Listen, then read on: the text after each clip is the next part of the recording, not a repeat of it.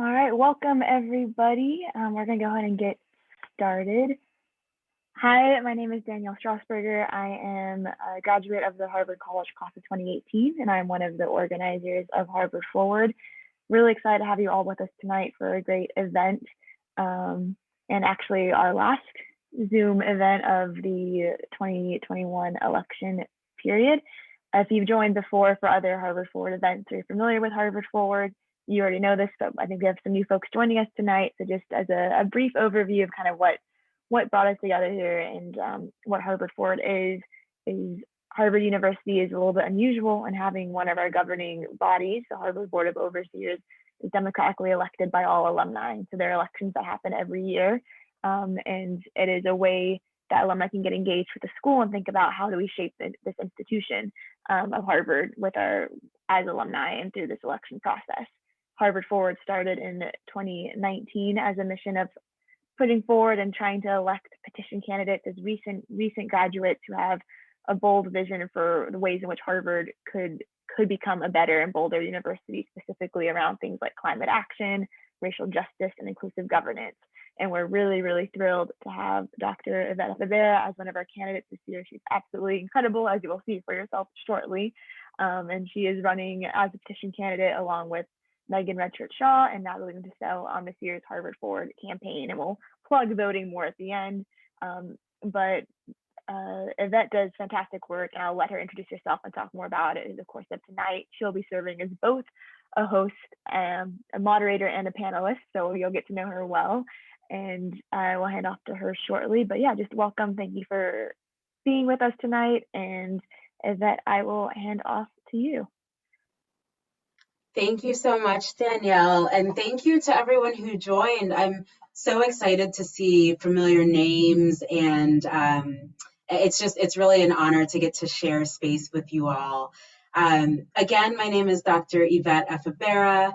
I serve in my day job as advisor for gender-based violence and child marriage in the Gender Equality Division at the Bill and Melinda Gates Foundation, where I get to lead the process of developing strategies, targeted investments, and building out partnerships with a ton of different types of stakeholders to help close gaps in barriers that girls and women face.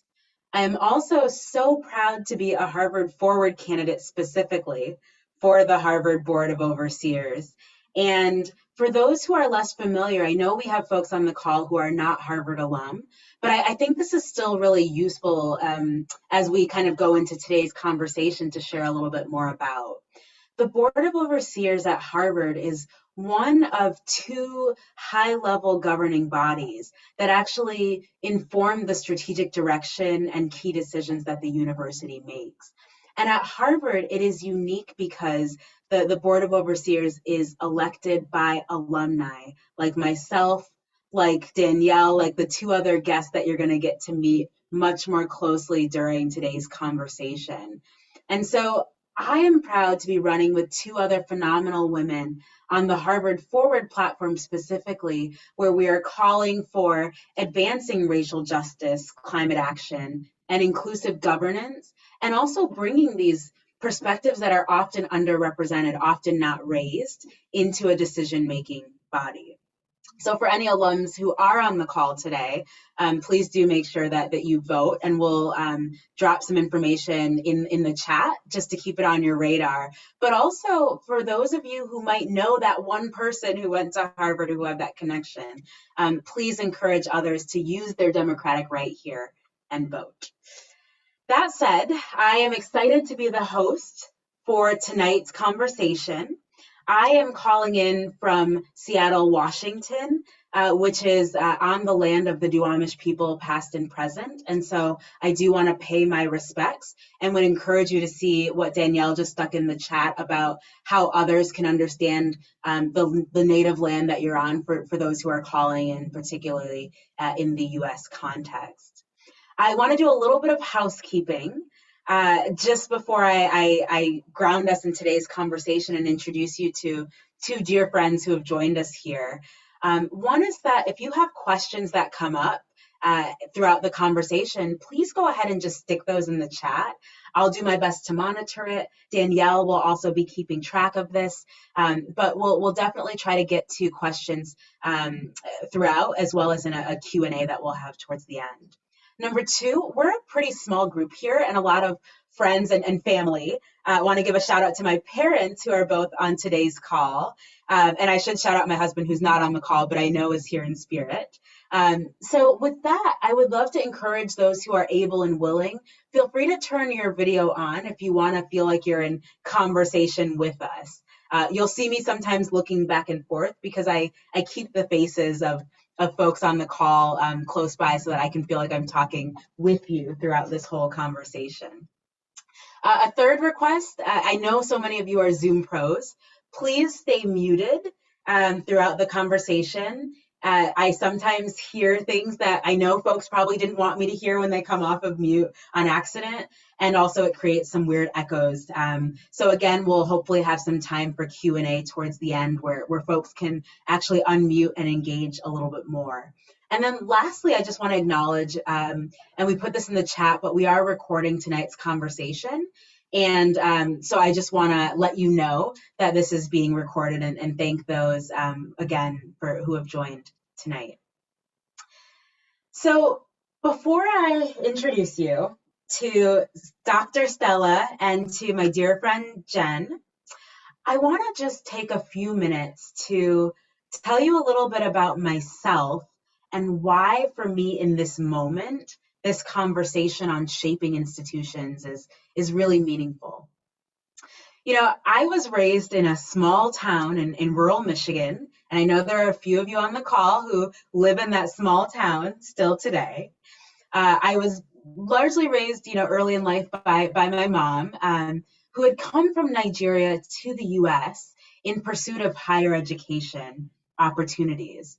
And although I didn't realize it until much later, she really was my first teacher, my first coach, my first trainer when it came to the qualities and values that I hold of diversity, equity, inclusion, and justice, on collaboration and diplomacy sometimes even when it feels painful, and of the power of institutions, including higher education, as a space where I felt empowered to make a difference. But it wasn't for me really until I was in high school when some of these pieces started to come together. My family had moved from Michigan to Namibia in Southern Africa, and I was volunteering while I was at an international school there. I was volunteering at an AIDS orphan center and had met this girl. Her name was Faith. She had been orphaned by the HIV/AIDS epidemic, raised by her grandmother. She was the oldest at 8 years old of 4 siblings that had been left behind. And when I asked her about what her dreams were while I was leading these theater empowerment sessions, because I myself had dreamed of being a Broadway superstar at the time, Faith was telling me that her dream was one of survival. Her dream was actually just to survive. Now, when I had written about this in my application to attend Harvard for the first time as a master's student back in 2008, I had written about how meaningful this exchange had been with Faith and how it pushed me to want to become a global health and equity leader. And I do feel really grateful that in my current role at the Gates Foundation, I find myself executing on pieces of that dream from, you know, decades ago. But what I left out of that narrative and what ties into today's conversation is that experience for me in Namibia with communities like what Faith represented started to make me think about the ways in which I might be a part of making change. My 15-year-old self had started to think, who are the people who are holding power and making decisions? Who are the people who are sitting at that decision-making table? And who is not there? I started to ask at my international school, I started to ask my friends there about their parents' roles working for the United Nations or being diplomats of different countries. And I quickly realized that those really critical voices like Faith's or voices like mine who are even working in partnership with those communities, were missing from the table. I could tell you so many stories in the nearly 20 years since that I've seen instances of those same questions for me coming up. It came up time and time again on the 7 years I spent on Harvard's campus, where I studied for both my master's and my doctorate, where I lived actually on campus for most of that time, where I worked leading efforts, right? I was a teaching fellow and often was asking questions in our curriculum decisions about whose voices were there and whose were not. I was a resident tutor working on the college campus directly with undergraduate students to improve their educational opportunity, and was often advocating for the rights of our Black and Brown students, those communities, because their voices were not being heard. I was a senior equity, diversity, and inclusion fellow and kept seeing missing links in the ways that we thought about school-wide, university-wide initiatives, because in our conversations with students, faculty, staff, and administration, we were so slow to bring in the voices of those who were not already at the table. So the last thing I'll just say by introduction for this conversation today is that at the end of the day, my personal mission is to create a world where young people and women, who often end up being some of our most marginalized communities, are able to be healthy and happy and unafraid and unapologetically whoever they are.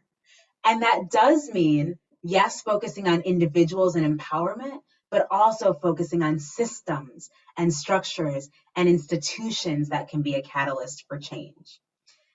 Again, for anyone who just joined now, my name is Dr. Yvette Efevbera.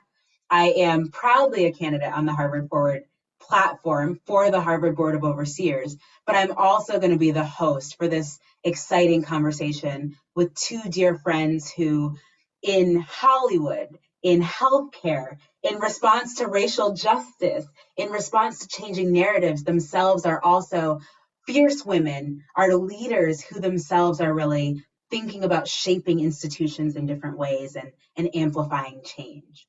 So with that, let me start by saying, Dr. Stella, please tell us a little bit about yourself and why I'm so excited that you're here, just for the group to know, is that Stella and I first met back in 2009 during the master's program at Harvard. But from day one, I remember Stella just zipping in and out and being so ready to shape an institution. If it didn't work for her, figure out another avenue in to make change.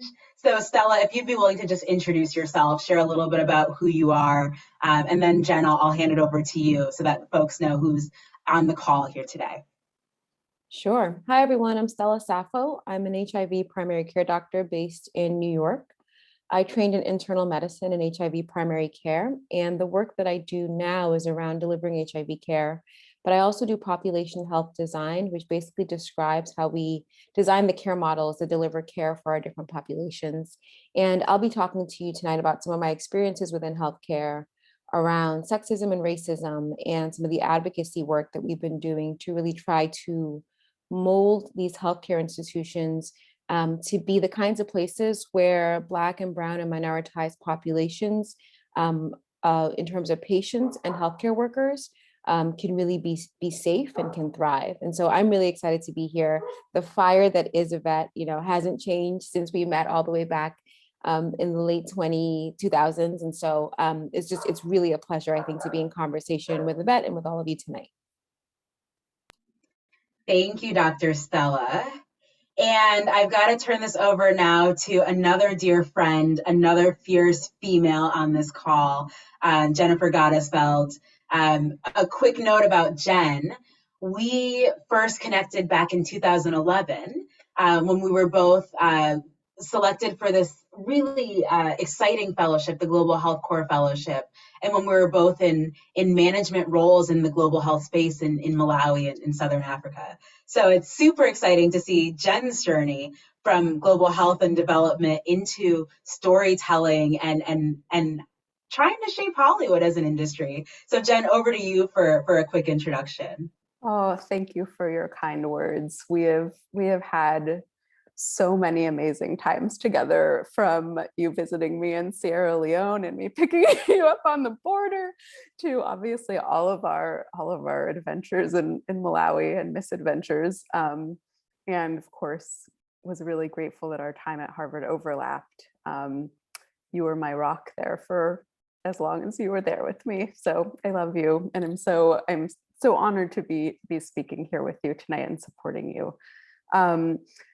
My background is originally in public health, where I worked for basically the first decade of my career, and definitely felt frustration with many of the institutions I encountered while working in global health. And that was actually what spurred me to start to look at like deeper systems change and where I could best access some of those root causes in ways that I could actually contribute to the change. And that sent me on a journey that took me to Goldman Sachs, thinking maybe if we were able to reform the private sector, causes most of the harm in the world. If we could get them to adopt better business practices, maybe that. I got to see a little bit of the corporate social responsibility world. Wasn't my scene. I was like, well, maybe public policy, government. I ended up at HKS at the Kennedy School at Harvard at the time that Trump was elected, and realized that, you know, you could put the most amazing policies in place and the next administration could just totally dismantle them. And sort of through that searching journey, realized that, you know, people are the answer. Changing people's hearts and minds is really what's going to change systems and institutions. And if you take a top-down approach, you know, it ends up just being regressive and doesn't actually work. And so pivoted my whole career, moved to Los Angeles, and was like, I'm going to start working in the film industry, because like, where do we get so many of our beliefs about ourselves, about the world? You know, a lot of them come from our families, but a lot of them come from the media. And so what does it look like to help people take off their culture goggles and realize that what we've internalized is a lot of stories, and those stories aren't natural law. They're just stories, often, you know, prescribed by the dominant culture, and that we can dismantle those stories. We can write new stories. And that is the work that I am doing now. Thank you so much, Jen, for sharing that. And I am sure that many on this call, myself included, are excited to start hearing some concrete pieces, right, of what it's looked like to promote change, or to really start to shape and drive social impact. But also, you know, I think to the point, Stella, that you brought up, really thinking about our own experiences in that as well. I think the next question I want to ask here, and I'll also, you know, kind of chime in conversation with all of you, because I really want this to be a conversation. But I would love to hear a little bit more about where you've driven change, where you feel like you've had a little bit of success, or where you're anchoring to. You know, all three of us in our different spaces, Jen, you now in this Hollywood space, Stella, you in this healthcare space, and for myself, really at this interesting intersection of policy, advocacy, research, and programmatic work in global health and development. We've all been trying to drive organizations, drive institutions to change. So, Jen, maybe I'll start with you, if you would be willing to share one experience that you're really proud of, as a way of how you've been working to drive social impact and really hold up equity in that. Yeah, I mean, I can think of a lot of examples from my global health experience, but I'll talk about what I'm doing now, which I'm proud of the work I'm trying to do. It hasn't necessarily been achieved yet, you know, radical incrementalism. So I work at Participant Media, which is a social impact focused production company. And in addition, I recently started a podcast called The Other Story. And in both my position at Participant and also in this podcast, what I'm aiming to do, and in small doses I'm doing this, is help creatives, help filmmakers understand their role that they play My belief is any piece of content any of us put out into the world has an impact, whether we want it to or not, whether we intend for it to or not. And so if we aren't intentional and mindful of that, we can end up doing harm. And if we are mindful of that, there's a lot of good that we can do. And so I'm trying to create spaces for that conversation to happen, and helping executives, producers, writers, directors, the people who get to make the choices about what stories we see and we hear and we internalize, to understand their responsibility, and to also have the tools to identify it. Because I think a lot of the times, because it's so internalized, we don't even realize it. I was recently talking about the movie Promising Young Woman, which is a whole other conversation. But to me, it felt like, even though it was like a women-led, women-written film, it still felt like in many ways it was upholding the patriarchy. And it's like, it's diversity is essential in the writers' rooms and in filmmaking. Like, without the voices of all of the different people who are experiencing life and watching TV or streaming or movies, we're always going to have a very narrow picture. And so making sure that all writers are included is one thing. But the second thing is like making sure that everybody has the tools to be able to also dismantle so many of the things that are in us, so that we can actually tell stories that are not continuing to uphold a lot of the narratives that we just take for granted. So that's the work that I'm doing. And, in small increments, I see that in the notes that I give back to screenwriters who are like, oh my God, I didn't even realize, I didn't think of that. And just those small moments of epiphany, I think over time will hopefully aggregate, and more people will start to be doing this work intentionally. Yeah. Thanks for sharing that, Jen. And it is really impactful to think about this massive institution that you're shaping, right? And this way, I love that you said radical incrementalism, because in some ways, it's true, film permeates so much of what we do, and we don't even realize that that's a place where we can shape and where we can have an impact in the messaging that has implications on what we believe, what we think, how we act. Stella, maybe I can turn it over to you next. I can think of a handful of experiences that also you've really led in, but would love to hear an experience that you've been especially proud of. Sure. I really enjoyed hearing Jen's experience, because one of the things that I think my story kind of reflects is the ways in which we are socialized to think about certain groups, whether it's women, Black professionals. And I feel like if Jen is successful in her end, some of the things that I've experienced won't be quite such the norm in medicine. And basically, I think, starting off, I went to undergrad med school and public health school at Harvard, and really believed in the power of a medical degree to bring about real change in the lives of individuals. And, I think my experience very quickly showed me the ways in which institutions are organized to get the results that they get. And so I experienced pretty severe gender-based discrimination and racism at Mount Sinai, my current, where I was working full-time before, and actually joined 7 other individuals in a federal lawsuit for gender, age, and race discrimination. And that was a pretty radical act, because most of the time when you go through whatever you go through within academic medicine, you just kind of quietly assume that you're the problem and you leave. And basically what we were noticing systematically is that over the span of about 16 months, over 15 women were pushed out of their roles in a global health institute that was only about 30 people big. And so the numbers really spoke for themselves that something was very, very wrong. And when we went to the institution and basically, put forward that we were concerned with how individuals were being treated, we were basically told we were just continued to be gaslit.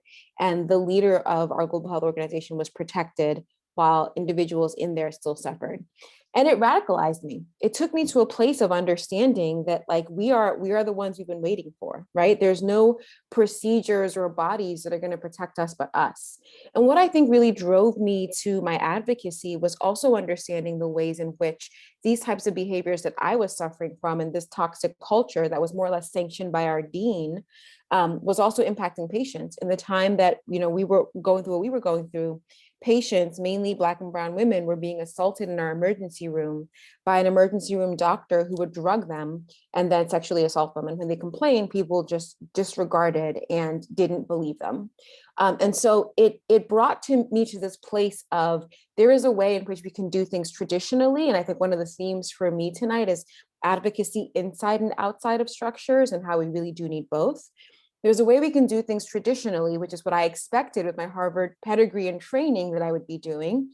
And then there's a way that we can do things from the outside. And that's kind of where I've gotten to, you know, when you are in a federal lawsuit against a multi-billion-dollar institution, many things happen. And one of the things that has happened is that I've learned a tremendous amount about the medical industrial complex. So when I left Sinai doing care, population health work, I actually went to work with a healthcare consulting firm where a lot of the decisions are made about how healthcare is actually paid for. And that was tremendously helpful to understand because money, unfortunately, moves a lot of these decisions. And so just to kind of bring, you know, to the place that I think I am now, there's a group of us that are working to bring federal legislation to make sure that what happened with myself and other Black women doesn't happen, and has like real, you know, legislation that can protect patients and healthcare workers. And, you know, that's a kind of federal level. And there's a group of us in New York that have actually been able to introduce legislation to the New York City Council that addresses the issues of gender and racial discrimination. But I think the themes for me is having experienced something terrible within an institution. There was a way in which, again, I could have gone quietly into the night. And I feel lucky and privileged that, you know, I have the kind of background in the network to know, no, we have to fight, because if we don't fight, those patients that are being abused in the emergency room, they have even less of a platform to be able to, you know, make sure that the right things are done. So I share that with you. It's hard to talk about it, but, you know, I think it's important for people to know that these spaces that we really laud and hold so kind of dear have a lot of work to do. And again, that inside outside approach is going to be the ways in which we can really lead to change. Wow, Stella, thank you for sharing that and for your willingness to bring that into this space. There are really no words for how unjust that is, but also how truly remarkable you and the others that have joined together to actually create change are, because so many people are going to benefit from the price that you're paying for something you shouldn't have to, but also your efforts to continue to shape and change from outside the system as well. This is Yvette speaking here for anyone who's not on video. And, you know, as I was hearing these different stories, a couple of examples for me came to mind of moments that I'm really proud of. One of them is in my current work right now at the Gates Foundation. And I think about the ways in which I have been bringing attention to issues like child marriage, marriage before the age of 18, a form of gender inequality that disproportionately affects 650 girls and women around the world. And it's been so exciting to not only get to create a plan of how we fill in those gaps, but to think about bringing different types of partners, whether it's UN agencies, grassroots organizations, researchers who really get nerdy and into the numbers, or, you know, policy and advocate specialists into the same space to collectively aim to advance a role. But rather than talk a little bit more about that, Stella, your example in particular made me think about one of the things I'm so proud of from my time on Harvard's campus, and that I think might resonate for folks on the call who themselves have been in an academic institution that makes promises to you about what it's going to do and what it doesn't, and when it might fail you. I remember back in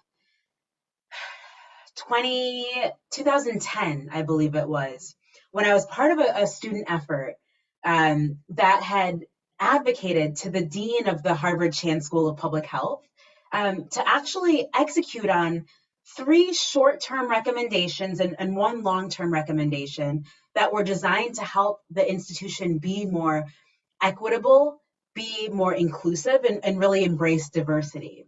And those efforts included things like having an anonymous bias-related incident reporting system, so that when discrimination happened on campus, people could actually report it somewhere and that there would be guaranteed recourse, right? Or a guaranteed protocol about how that would be executed.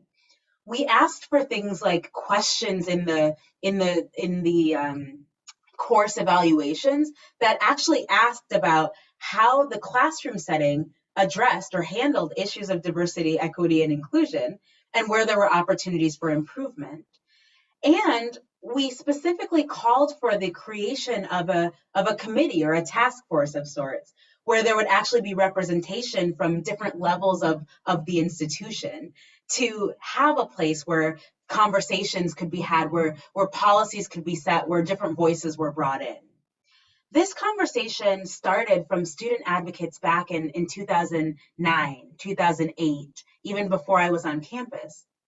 But fast forward several years, and what I'm so proud of is that at the end of my time on Harvard, I can say that my hand had touched working with communities and leading efforts to actually make those things a reality. Too often institutions are quick to promise, yes, we'll do this, yes, we hear you, but are not always able, willing, fully committed in the long haul. I think about how at the time where I left Harvard, I had led a working group that actually led a process of creating this anonymous bias-related incident reporting system, and then actually created the back end with administration on what would happen when someone reported an issue of injustice. I myself ended up being a recipient of the support there because of the injustices that I faced on campus, as well as some of my colleagues. So I share that to say, I am deeply moved about the conversation about when we work inside of the system and when we work from outside. And Stella, you said it so eloquently, but how those two pieces are so critical with one another.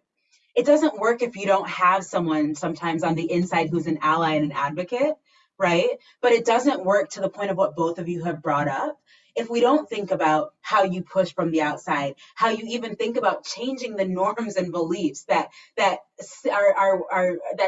contextualize the way in which organizations and institutions continue to operate.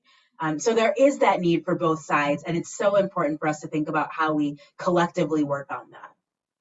I want to make this a little bit more personal. And Stella, maybe I'll start with you because I think you so eloquently started to take us there.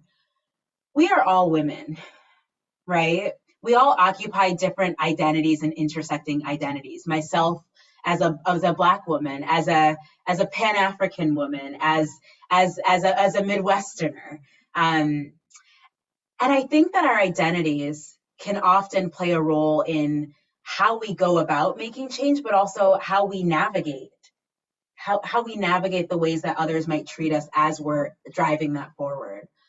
So Stella, I wonder if you might be willing to share a little bit just personally about any piece of your identity that maybe has impacted the ways in which you promote change, and maybe a practice or two that you use as a tactical kind of tool to navigate. Yeah, I think I share this in common with both you, Yvette, and Jen, in that a very big part of my identity is I really love people's stories. I knew from a young age that I was either going to be a doctor or a journalist. And a doctor is really cool because you get to hear the stories and then, use it to help people take care of their health.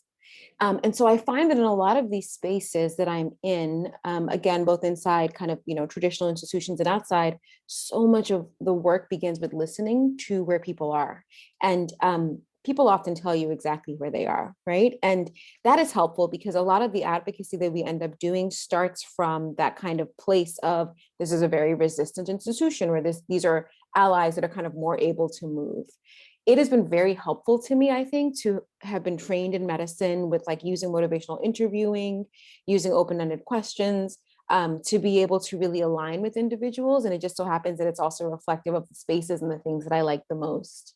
I think also one of the things that I have found to be both a help and a hindrance is I spend a lot of time doing work around really community engagement, and I've been doing that with both getting folks out to vote in healthcare and also just educating about COVID management, and now with vaccinations. And it is sometimes helpful to show up as a clinician and a healer, and other times it actually can be a barrier. So one of the things that I've really been thinking a lot about is how to create the kind of intersectional communities where you don't always have to be the face. Like the other day, I did a talk with one of my medical assistants who was just a wonderful communicator for the particular group of individuals that we were speaking to. And she just spoke their language. And I think so often the ways that we're trained, it's like, it's you're giving the lecture, you're leading it. And I just think like I've really been folded into this kind of work where I've been learning of the ways to kind of move with maybe your fingerprints on it, but not necessarily you. And that has been incredibly helpful. So I would say that's probably one of the portions of my identity, as a Ghanaian American, as a New Yorker, as a Black woman, is the ability to really take in the environments that I'm in, listen, and use that to kind of guide my steps going forward. Thanks for that, Stella. Jen, can I turn that same question over to you about your identities or set of identities, how that's influenced how you drive impact, and maybe one or two practices that you've used to enable you to be successful in the space? Yeah. Well, speaking first towards being a woman in, I think, most social impact spaces that I've inhabited, whether it's been in the nonprofit sector, whether it was at Goldman Sachs in finance, whether it's here at a participant at the production company I work for, what I have found is that most of my colleagues are women, but the decision makers are all men. And that has been something that I have, and at the Kennedy School too, almost all of the professors are men, right? So like we are still being held, like, it's awesome to work with this incredible group of women. In my team, there's like 27 women and 2 men, but then you look at the structure of the company and it's like, it tells you a very different story. And so we are still confined by that, like their narratives are still what drive our lives, our reality, our ability to make change. And so it's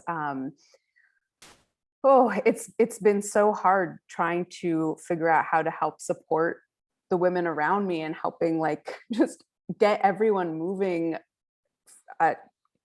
I think that work is some of the most important work, particularly because it feels like now we're in this weird space where a lot of companies who have hired a lot of women who do talk about, DBIE, like have these nice looking statistics that when you dig into, you realize that there's still quite a lopsidedness.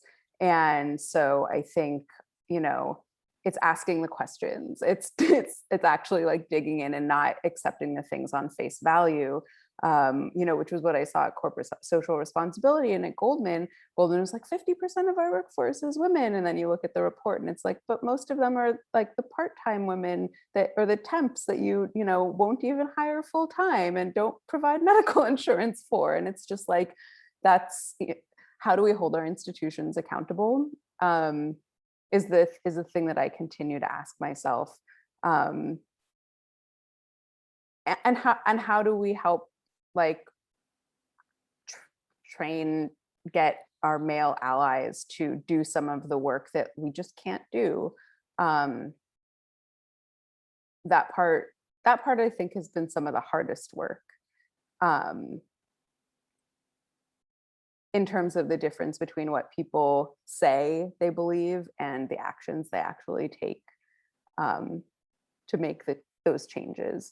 Yeah, I hope I answered the question. You absolutely did. This is Yvette again here, and Jen, you really did. And I think, I plus one to everything you both said, and I can hear so many shared threads in the way that, we think about how our identities plug in to the ways in which we think about making impact.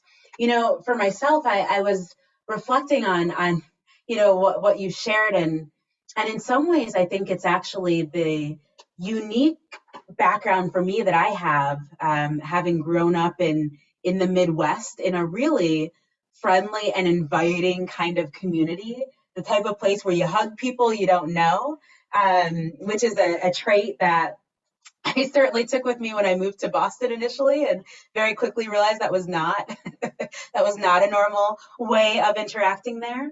But I think about my own kind of background, as a Nigerian American, and operating in different spaces as well.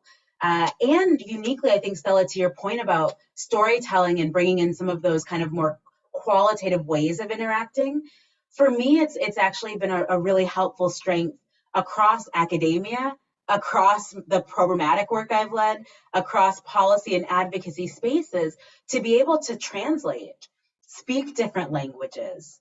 It sounds maybe so high level, but I cannot tell you the number of times in my current role that folks in one industry or sector say, "Oh, wow, you get us." And then I talk to people who are on the other end of the spectrum, who normally wouldn't be in the same room together. And they would say, "Gosh, I feel like you get us."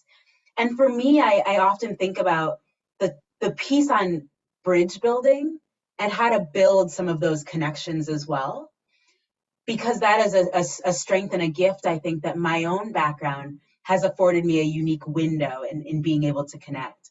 I have a deep appreciation and a love for cultures. I also continue to train and get my own training as a certified diversity, equity, and inclusion consultant. And in thinking about how you understand similarities and differences between cultures, and amplify those to help support group goals. And those are all things that I bring into the ways in which I drive change. I would say tactically, and then I'll stop and maybe open it up for broader questions. But I two pieces that resonate for me. One is on that note, Jen, you made about allies, and really trying to build allies. I think that's so critical, because we can't do this alone at the end of the day. And number two, and somewhat relatedly, I think a lot about collaboration, coalition building. The wins that I have when I think about that anonymous bias-related incident reporting system that I mentioned, or the kind of work that I'm doing in my day job now, for me, those wins are not Yvette's wins. Those are wins of the community and the many advocates and allies who have been a part of also calling for and driving change. I'm just another vehicle in many ways of trying to advance and bring voices that often have been left off of the table when I'm privileged enough to have a seat at that table. With that, I know we've had I have so many more questions. I want to be more in conversation with you, but I do want to be able to look at some of the questions that are popping in here. So one question that I see here from Bethany says, I was wondering if the speakers could comment a little on how they pick their battles. And brings up, Stella, your experience about dealing with microaggressions is just one example of that. But at what point do you start challenging the institution, or how do you prioritize? So Stella, maybe I can direct that one first to you.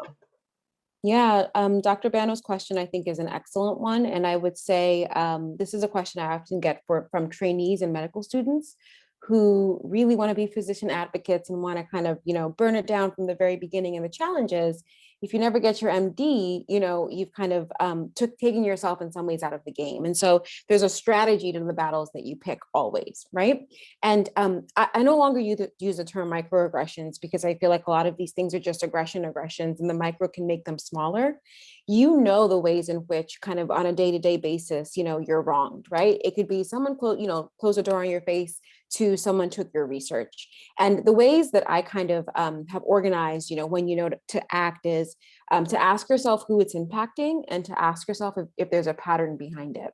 And the kind of very easy way that you can kind of understand this is to actually, and this is just within the space of medicine, I don't know how this relates to other professions, but to really be mindful about keeping a log. Because what happens for women especially, and I think Jen spoke to this a little bit, we're socialized, unfortunately, to downplay what we experience, to call them microaggressions. I think it's not that big of a deal. So in some ways you force yourself to forget. And that actually happened to me in my case. It was 2.5 years before I had the courage to be like, what's happening here is systematic and it's problematic. And when it was just me, I couldn't see it. When I looked around and saw what was happening with others, it really all added up. So one just very practical thing is just to kind of put down what you're experiencing and reflect on it, and to not allow yourself to get isolated to the point of, collaboration and allies. It's very helpful when you're speaking with other people to have them reflect back to you what you're experiencing. And oftentimes it will make itself clear. It will make itself clear that either you need to kind of navigate yourself to a more helpful environment. It will make itself clear that you need to go to HR with a lawyer and make sure that your rights are protected. It will make itself clear that actually you need to, advocate for yourself in another way. So I wouldn't feel as though every battle has to be fought, but I would say do not kind of hide your voice. And a really easy way to avoid doing that is just to, in your own quiet way, put down what you're experiencing. That's just a practical tip, but I'm happy to kind of talk more about that because I have sadly a lot of experience with this. Thank you, Stella. Jen, I'm going to put a different question to you. And I see a question here about how do you think about challenging the status quo and holding powerful institutions accountable when you have the threat of retaliation or loss of professional opportunities? I know, Jen, that you have some thoughts on this. It's something we've definitely spoken a lot about. So maybe if you'd be willing to take that one. Yeah, I mean, it feels in close collaboration with the question. Previously, I think, oh man, I mean, I came to a point where I became really clear about what my values were. And what my lines were. And I taught myself how to speak in a way that continued to be respectful and mindful of whoever I was encountering, whether it was a policy or institution or individual. But to always, if I felt like it was compromising my values, say something. And it's challenging, it's good practice. Most of the time, I mean, in my experience, I've been fortunate that most of the time, the backlash hasn't been terrible. I've definitely been like ostracized. There was like 6 months that my boss basically like wouldn't talk to me. I was sort of in the doghouse, at different points. But ultimately, I never felt bad about it. I always felt like it was the right thing to do because I believed that it was the right thing to do. And maybe it wasn't, maybe I was wrong, but I had a lot of clarity over like what I cared about. So if I felt like a small thing was still problematic, I would still say something. And I think continuing to practice saying things is part of the work. It's part of the personal work of resiliency and bravery, and it does take risks sometimes. And I think, different people have different both risk tolerance and privilege to be able to take risks. And I am privileged to be able to take some of those risks. And so, balancing that, I think I've been able to, I've been able to sort of come to terms with when I'm going to say something, even if it's going to probably come back to bite me. Thanks for that. And maybe I'll kind of combine my own response. This is Yvette again, to both of those, because I think you both bring up such powerful points, particularly about keeping track, logging, using your voice.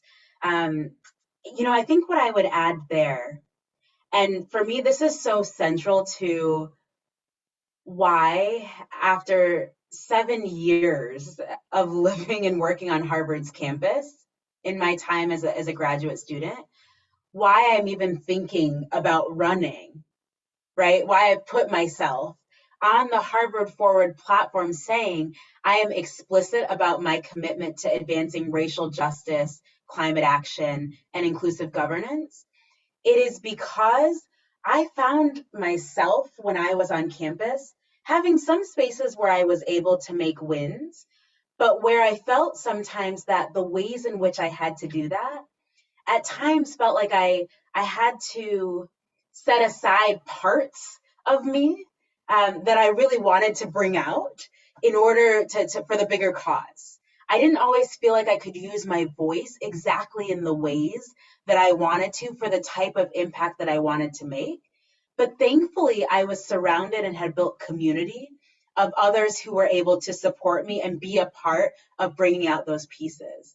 While I was maybe quieter behind the scenes, leading and working directly with administration, tactically trying to figure out how do we get this system in place that we know is going to benefit 4,000 members of this specific community, I had friends and colleagues who were out there with picket signs, pressuring administration to say, you've got to make change now. I had friends that were in conversation at local and government levels, also creating different forms of putting pressure there.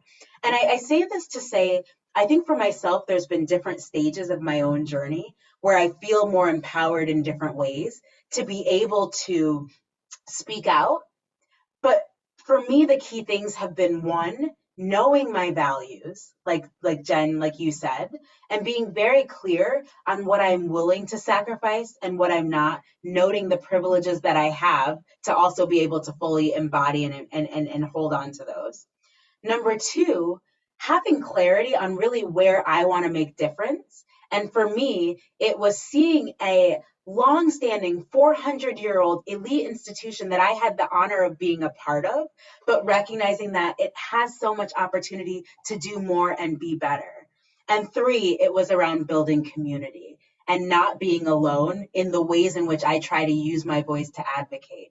I'm on this Harvard Forward platform with two other remarkable candidates who bring different skill sets and who bring different perspectives, and that I know collectively we have an opportunity to be able to advance on. There are, of course, other candidates like those nominated by the Coalition for a Diverse Harvard that also bring incredible skill sets. And I keep thinking about how excited I am to be able to be a voice, to be able to raise voices, to be able to be in conversation with other alums, other students and faculty and staff who themselves are not in positions right now to fully speak out about especially the systemic things that are happening, but where I hope and expect and pledge to continue to find ways to be an ally when I'm elected into this space. So I'm giving that as a concrete example, but it is really in the spirit of, for me at least, being so excited about another opportunity to actually be able to stand up and say, this is a moment in my own journey where I can actively speak out and advocate for change, even if it feels like a small way. I'm looking at the time here. I can't even believe it's already almost the end of our hour. We have 3 minutes left. So I want to just, first of all, thank our panelists for their time. Stella, there's a question that's coming in for you, and I wonder if maybe we can, maybe I'll point this to you really briefly if you'd be willing to address in your kind of final remarks. Jen, then I'll turn it over to you maybe for a last word. And then I know that our panelists, my special guests here are going to have to hop off, but I'll take a few minutes just over the hour to at least kind of wrap up, conclude. And I'm happy to stay online with folks to answer any kind of lingering questions. So Stella, maybe as you share your last remarks, a question that came in for you is about how you and your colleagues got past NDAs to be able to share your stories. Yvette, thank you so much for having us here. I agree with you. I wish we could talk some more. My issue is pretty simple. I'm still actually in a pretty active lawsuit. And so everything that I've just described to you is discoverable in that it's filed in this federal lawsuit. If our case does settle and we have an NDA, it won't change the fact that we brought a lot of attention to this. It's part of our strategy. What these organizations do is they try to silence you and act like nothing has happened. And in the absence of examples, it makes you feel like you are more isolated if you try to stand up against them. So by strategy, we've gone this route and we're able to speak and speak pretty loudly and not be afraid of defamation and other kind of things that challenge people. And I would just, I think my kind of closing remark will be that there's so much power in each of us in all the spaces that we hold, again, that inside outside approach. And that I think that the beauty of the world that we're in now is that individuals like Yvette are going to be taking these leadership positions and really helping to hold our institutions accountable. And that is one way to approach it. And it's an excellent way to approach it. But also, or rather, and also, I think each of us occupies space in which we can think through how we bring a little bit more equity, a little bit more justice into those spaces. And I really believe that no action is too small. So it has been a pleasure speaking. And you can find, I think, most of us on Twitter, social media, if you want to connect and keep being in dialogue with each other. And I really enjoyed being here. Thank you so much, Stella. I know you have to run. So grateful for your time and your presence here. Jen, can I maybe turn it over to you just to share any kind of final thoughts that you have? And again, grateful for your presence here today as well. Thank you. And it was really an honor and a privilege both to be on this panel with Stella, whose experiences are really remarkable and inspired me in so many ways during this conversation. And obviously, Yvette, to support you and your candidacy. I think that the Harvard Board of Overseers will be a very, very lucky group, and also probably be transformed by your presence and the work that you'll do. And so I really, really hope that happens, because, we were both really frustrated in the time that we shared there about so many things about the institution, and so disappointed, and know how much better it could be, especially with the power that it holds. And to see you in a position where you can redirect some of that power to really values-based work, something that I want to see. So everybody go vote. Yeah, we do have the power to change institutions individually and collectively. It takes inside and outside work. It takes bravery. It takes storytelling.